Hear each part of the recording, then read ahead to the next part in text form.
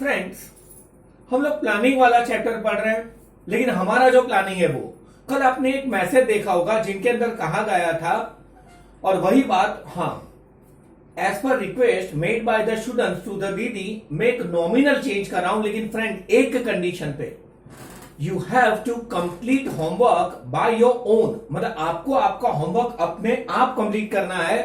नहीं आए तो गलत ट्राई मारो, मुझे डिस्टर्ब करो, मुझे डाउट पूछ लो, तभी जाके मैं ये फैसिलिटी दूंगा कि आप वीडियो शायद थोड़ी ज्यादा देर देख सकते हैं। और एक लिबर्टी देने जा रहा हूं एज पर द रिक्वेस्ट। अब मान लो आज मैंने जो पढ़ा है, हाँ, मेरी स्ट्रेटेजी क्या है ये समझिए। आज स्ट्रेटेजी का भी पॉइंट है प्लानिंग के अंदर। मैं ये चाहता हूं कि अगर मैं वीडियो अपलोड करता हूं 5:30 को, तो आप 7:30 8 बजे तक देख ले, डाउट पूछ ले और फिर होमवर्क करे तो बेस्ट है। तो भी आपके लिए एक चेंज लाने जा रहा हूं एक ही शर्त पे। अगर आप आज वाला वीडियो जो होगा उनके क्वेश्चन में आज नहीं कल पूछने जाऊंगा, repeating again, I am going to ask you the questions of tomorrow's video on the day after tomorrow. मतलब उनके एक दिन बाद वो वाले क्वेश्चन मैं पूछूंगा और एग्जैक्टली बताऊं आज मैंने जो पढ़ा है उसके क्वेश्चन में आज नहीं कल पूछूंगा। जैसे कि आप वीडियो आराम से देख ले, लेकिन फ्रेंड्स उसके सामने आपको क्या देना है, आप होमवर्क अपने आप करेंगे, जेन्युइन ट्राई करेंगे, नहीं आए तो डाउट पूछ लेंगे और आप थोड़े वॉचफुल रहेंगे और सेम उसी एंथुजियाज्म उत्साह से आप कोऑपरेशन देते रहेंगे। तब जाके, हाँ, मैं अचानक कॉल करूं और मैं आपको ऐसा पूछूं कि कल वाले वीडियो के ये क्वेश्चंस है, तो आप बोल सकते हैं सर मुझे तो आज के भी क्वेश्चंस आते हैं, आप पूछिए, मिलके कोऑर्डिनेट करके जाएंगे। फ्रेंड ये भी मैनेजमेंट है।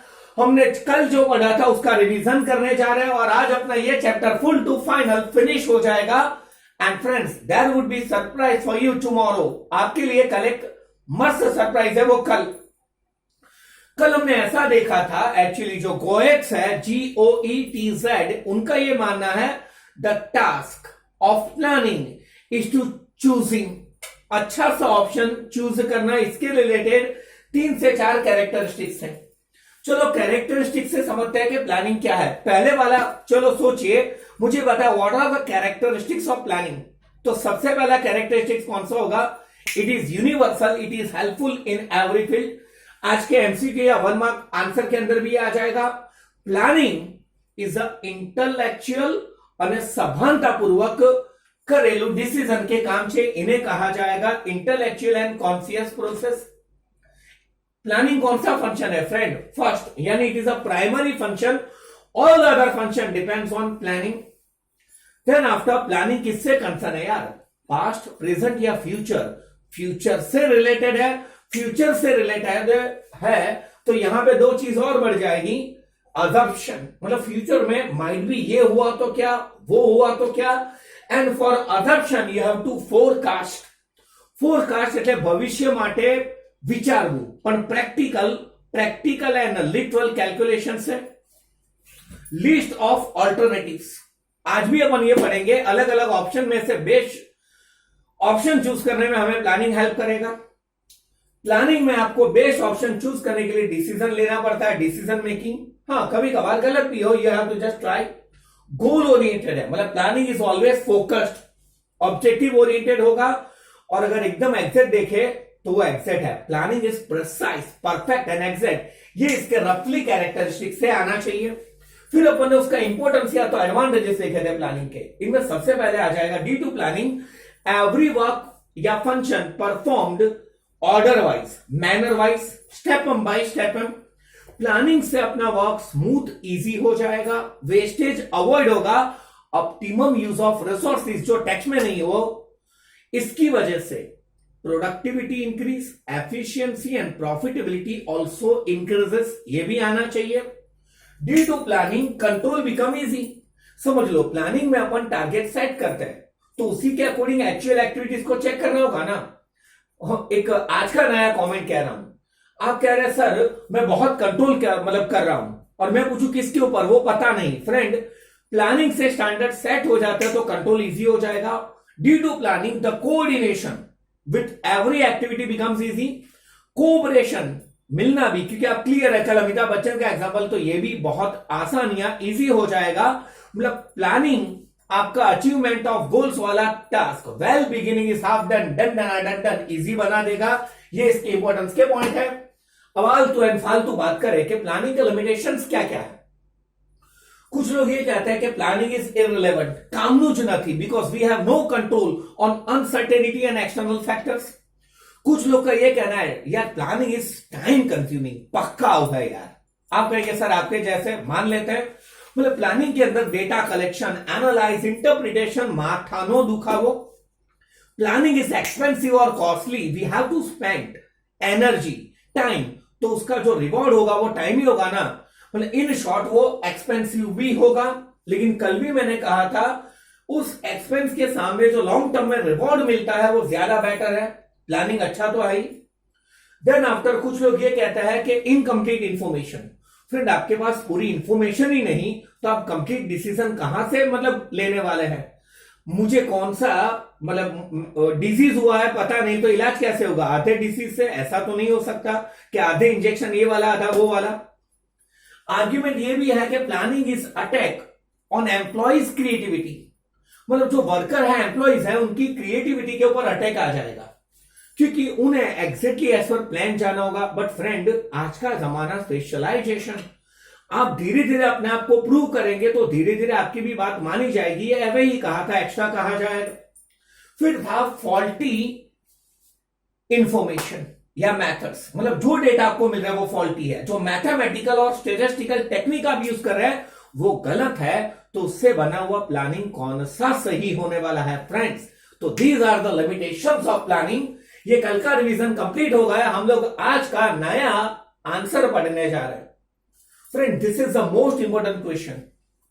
पहले तो आपको हंसना चाहिए कि टीचर्स की आदत होती है हमेशा ये मोस्ट इंपॉर्टेंट। नो, आपके पूरे ओसी के अंदर दो प्रोसीजर है, procedure for planning in this chapter, procedure for organisation in the next chapter. इन दोनों में से एक का प्रोसीजर कंपलसरी पूछा जाएगा, guaranteed board exam. Repeating again, either procedure of planning जो अभी पढ़ रहे हैं अपन, या नेक्स्ट चैप्टर में पढ़ेंगे प्रोसीजर ऑफ ऑर्गेनाइजेशन। चलो, मेन है प्लानिंग।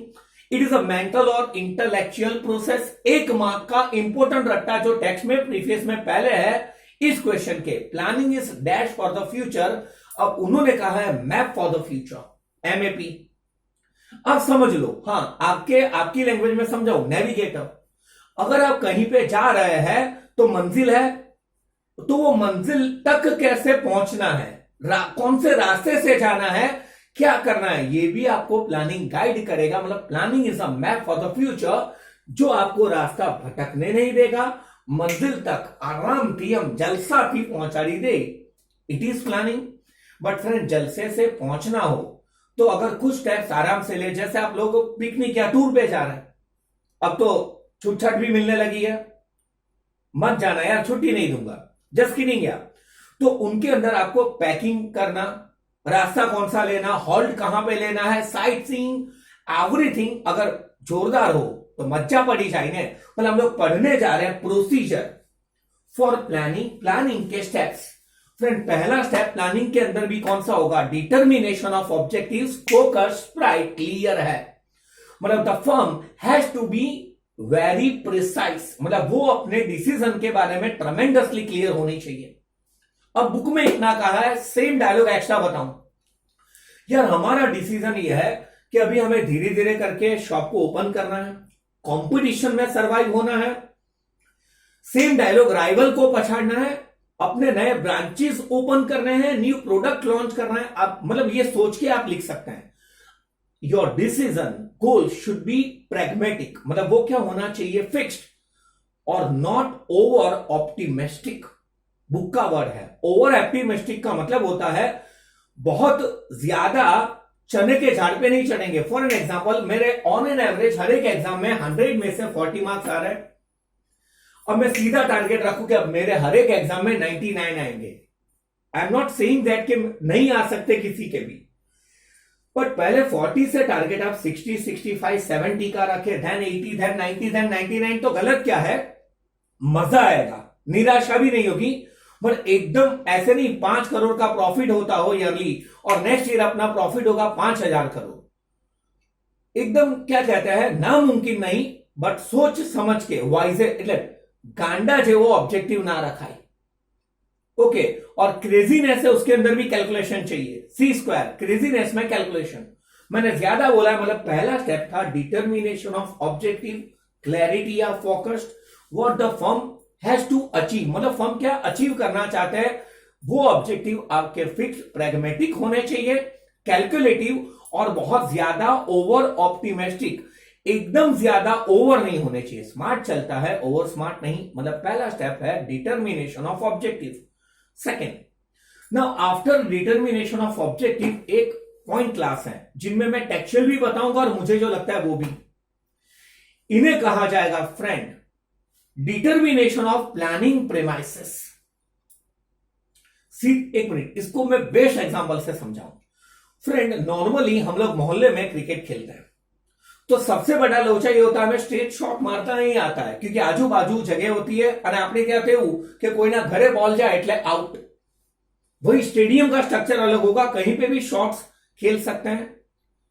चद्दर देख के पांव फैलाना, और अभी का तो फंडा यह है चद्दर बड़ी करे, बट चद्दर क्या है वो तो पता हो। द फैक्टर्स, मतलब फर्म अपने जो फैक्टर्स है, internal factor, production capacity, employees, उनकी पॉलिसी, सामने गवर्नमेंट के rules regulation, the factors within which you have to play, જેટલા ફેક્ટર ધ્યાનમાં રાખીને તમારે રમવાનું હોય। ફોર એન એક્ઝામ્પલ ચેસ, तो उसके अंदर एक रूल है टच एंड मूव, मतलब जिन्हें टच करे वही वाली चीज चलानी पड़ेगी। भूल से टच करा तो गए काम से। मतलब आपको अगर उसकी जानकारी हो you can play very well. मतलब हमें प्लानिंग प्रेमाइसिस આપણા ફેક્ટર વિશે બહુ ડેપ્થમાં નોલેજ હોવું જોઈએ કે કયા ફેક્ટર થી એને ધ્યાનમાં રાખીને કામ લેવાનું છે। मतलब what is the first step friends, determination of objective in a process. Next था planning premises. Now after deciding this, चलो अपने खबरियों को काम पे लगाते हैं। Collection of information and analysation of information, मतलब हमारा ऑब्जेक्टिव के अकॉर्डिंग हम लोग डेटा कलेक्ट करेंगे। मार्केट में क्या है, क्या चल रहा है, what could be done by others after collection of information. Same dialogue है, सारी इंफॉर्मेशन काम की नहीं होगी तो फालतू इंफॉर्मेशन अवॉइड करो। मेन इंफॉर्मेशन को अच्छे से सजाओ यार, सैलेड भी सजाए तो अच्छा लगता है, तो इंफॉर्मेशन तो क्या क्या काम देगी आपको। इन्हें एनालाइज करो, इंटरप्रेट करो, और इससे ये काम आसान आसान आसान होने वाला है। बट इंफॉर्मेशन और एनालाइजेशन ऑब्जेक्टिव के ओरिएंटेड होना चाहिए, परफेक्ट होना चाहिए। अब टेक्स्ट में कभी कभार बार बार एक वर्ड का है फिक्स्ड, प्रिसाइज, तो उसकी जगह परफेक्ट, स्टैंडर्ड, ऐसे वर्ड भी यूज करे वो चलेगा, जिससे आपको मोनोटोनियस नहीं लगेगा। मतलब पहला स्टेप वो तो फ्रेंड मैं तो भूल जाता हूं, डिटर्मिनेशन ऑफ ऑब्जेक्टिव। नेक्स्ट वाला स्टेप कौन सा था, that is planning premises. Internal और एक्सटर्नल जो फैक्टर्स है उनके बारे में सोच समझ के आगे बढ़ना।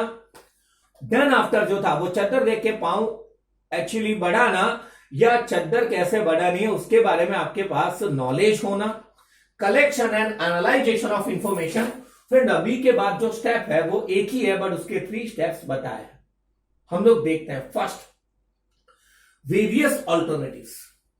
If you want to achieve any one target, lots of options are there. For an example, अगर आपको ट्यूशन ज्वाइन करना है तो ये टाइप के ट्यूशन है। यहां पे शायद आपको कोई जगह पे गुजराती और कंप्यूटर भी करवाएंगे, कोई जगह पे सिर्फ अकाउंट से डीको उसी होगा। ये वो फीस का स्ट्रक्चर, एरिया, टाइमिंग्स भलू या। मतलब फ्रेंड आपके पास एक टारगेट को अचीव करने के लिए ढेर सारे ऑप्शंस हैं। बुक का जो एग्जांपल है वो कि अगर आप कोई चीजें सोल्ड करना चाहते हैं, हूं कोई वस्तु बेचूं ने नफो कमाऊं, तो मैं बेची कैसे पाऊंगा। Either I can produce the goods or I can purchase the goods, P square. क्या तो हूं जाते प्रोडक्शन करूं અને વેચું, અધરવાઇઝ હું લોઅર રેટ પર બાય કરું ને હાઈ રેટ પર સેલ કરું। એ મારે નક્કી કરવાનું છે કે I have to go via production और वाया परचेज। ऐसा कोई भी, अरे यार मूवी देखने जाना हो तो लॉट्स ऑफ थिएटर, मतलब आपको बहुत सारे ऑल्टरनेटिव्स हैं, उन्हें आप सोचेंगे। सेकंड स्टेप है evaluation of alternatives. Every options, every alternatives have its own drawbacks and plus points. मतलब हमें सोचना चाहिए कि ये वाला ऑप्शन अपने लिए बेस्ट है या नहीं। हम लोग वही करते हैं ना फ्रेंड। मैरिज में क्या करते हैं फ्रेंड, अपन अचानक याद है अरेंज मैरिज, जहां पे आप देख के नक्की करते हैं।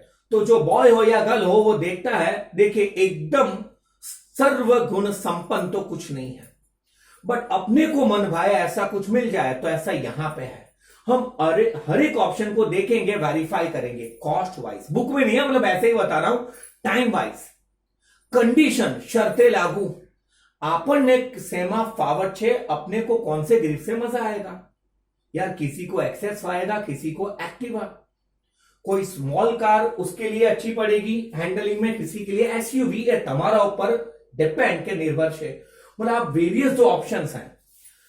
एक और एग्जांपल दूं, मतलब ऐसे ही कि अगर हमने पहले पढ़ा था, बुक का एग्जांपल मैं मार रहा हूं कि मने मारू सेल्स વધારવું છે, if I want to increase my self, तो मेरे पास पहला ऑप्शन है एडवर्टीजमेंट ज्यादा करूं, कोई मैं स्कीम रख लूं, कुछ गिफ्ट अनाउंस करूं, मेरे सेल्स स्टाफ को ट्रेनिंग या टारगेट दूं। फ्रेंड आउटसाइड टॉक एक नई बात पड़ी है, चाइना में जो लोग सेल्स का टारगेट कंप्लीट नहीं कर रहे उन्हें कुछ इंसेक्ट होता है, वो मारते भी नहीं और डायरेक्ट खाना कुछ होता है। ऐसे आज के गुजरात समाचार या दिव्य भास्कर में मैंने देखा है, चाहो तो चेक कर लेना। मतलब हमने ऑब्जेक्टिव नक्की करा, चद्दर प्लानिंग प्रेमाइसेस फैक्टर्स का दायरा देख लिया, कौन से ग्राउंड में खेलना है वो कलेक्ट करा, और वही इंफॉर्मेशन को एनालाइज और इंटरप्रेट करा। वेरियस ऑप्शन देंगे कैसे वो टारगेट फुलफिल होंगे, उस ऑप्शन को मैंने वेरीफाई करा, इवैल्यूएट करा, and at the end selection of the best option. उनमें से कौन सा ऑप्शन अपने को परवड़ेगा। जैसे मैरिज हो तो हम इससे करना चाहेंगे, क्लास है तो ये वाला क्लास हमने चूज करा। वैसे टेक्स्ट का वर्ड है, you are going to study this topic in future in statistics, इन्हें कहते हैं OR, ऑपरेशनल रिसर्च, जो आपको आइडियल कॉम्बो चूज करने में हेल्प करेगा। एक प्रैक्टिकल एग्जांपल दूं, बुक में नहीं है। अगर मान लो कि मैं बिल्डर हूं और मैं फ्लैट्स भी बेचता हूं और रो हाउसेस भी, तो मैं कितने फ्लैट या कितने रो हाउस बेचूं तो मेरा प्रॉफिट मैक्सिमम होगा। आप खमन भी बेचते हैं, फरसान की मतलब शॉप भी शुरू हो गई और ईगड़ा भी, तो कयो रेशियो વધારે રાખવો, કઈ રીતે વેચાણ કરવું કે આપણો પ્રોફિટ વધે। मतलब आपको जो आइडियल कॉम्बो सिलेक्शन करने में वेरियस टेक्निक्स हेल्प करते हैं, उनमें से एक है स्टेटिस्टिकल टेक्निक जिसका नाम है OR, ऑपरेशनल रिसर्च। એવું તમે કોઈ પણ ટેકનિક मतलब एक्सपर्ट्स ની સલાહ લો, જાતે ઇવેલ્યુએટ करो, बेस्ट ऑप्शन चूज करो जो भी है वो। ओके, जैसे एक और, चलो ये एग्जांपल ज्यादा हो जाएगा, वो बाद में रख रहा हूं। अब तक के स्टेप रिपीट करूं। पहले वाला स्टेप कौन सा था, डिटर्मिनेशन ऑफ ऑब्जेक्टिव। नेक्स्ट वाला step planning premises, collection and analysation of information, various alternatives, evaluation, हर एक का मेजरमेंट के कौन सा ऑप्शन क्या है, उसके प्लस पॉइंट्स क्या है, माइनस पॉइंट्स क्या है, and selection of the best alternatives. Now अपना मेन टारगेट तो है, बट उसके साथ साथ सब टारगेट्स भी अपने को देखने पड़ता है। Second last step, friend answer खत्म होने को आया है। सेकेंड लास्ट स्टेप है selection and evaluation of subsidiary plan. Main plans को हेल्प करने वाले जो प्लान्स होते हैं वो सब्सिडरी प्लान होते हैं। For an example, main plan है चाइनीज बनाना, तो सब्सिडरी प्लान के अंदर क्या बनाना है, उसमें नूडल्स बनाना, उसमें हक्का या भक्का नूडल्स, मतलब क्या कहते हैं, चॉपसी बॉप्सी क्या आता है, देन आफ्टर वो पनीर चिली भी कौन से वाला, ग्रेवी मतलब ड्राई।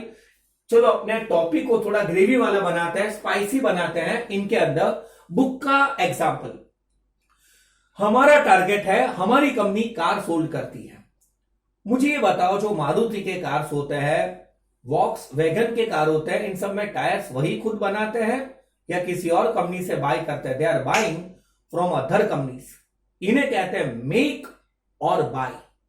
मतलब जो चीज आप यूज करते हैं इन्हें खुद प्रोड्यूस करोगे मेक, या बाहर से खरीदोगे। वो लोग देखेंगे कि अपन कार के ऊपर फोकस करते हैं ना, टायर तो किसी और कंपनी से ऑर्डर लेके बनवा देंगे, काम આપણે જાતે કરું કે આઉટસોર્સ કરું।